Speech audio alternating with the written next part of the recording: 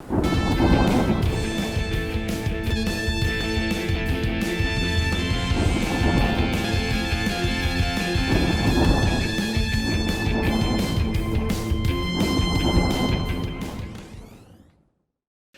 amis, et puisqu'on y est, chers ennemis, bonjour.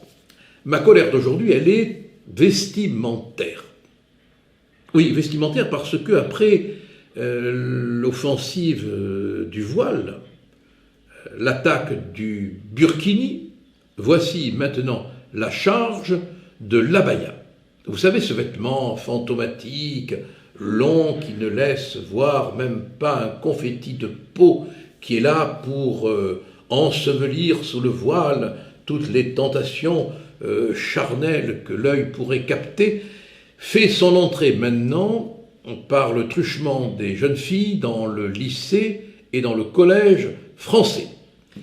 Depuis 2021, et on enregistre maintenant une hausse des incidents liés à ce vêtement dont l'origine est salafiste. C'est un vêtement religieux qui a une signification de prosélytisme religieux.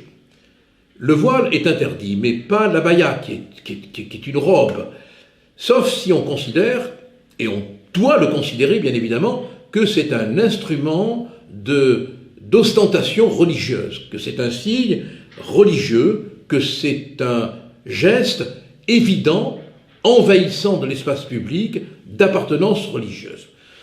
Ça crée du désordre partout, à tel point que notre ministre dit de l'Éducation nationale a cru bon de réunir des proviseurs pour en discuter, tellement il y a un peu partout des incidents à Marseille, récemment dans le lycée Victor Hugo, avec l'aide de la CGT, bien sûr, les idiots utiles et inutiles. Un proviseur a été malmené parce qu'il s'était opposé à l'introduction de l'abaya dans son lycée. Voilà où on en est. Alors, à Marseille également, où le pape va bientôt venir, à Marseille également, on nous apprend que des lycées réputés comme le lycée Saint-Charles ou le lycée Thiers connaissent des problèmes réels liés au port de ce vêtement. Qu'est-ce que ça veut dire ?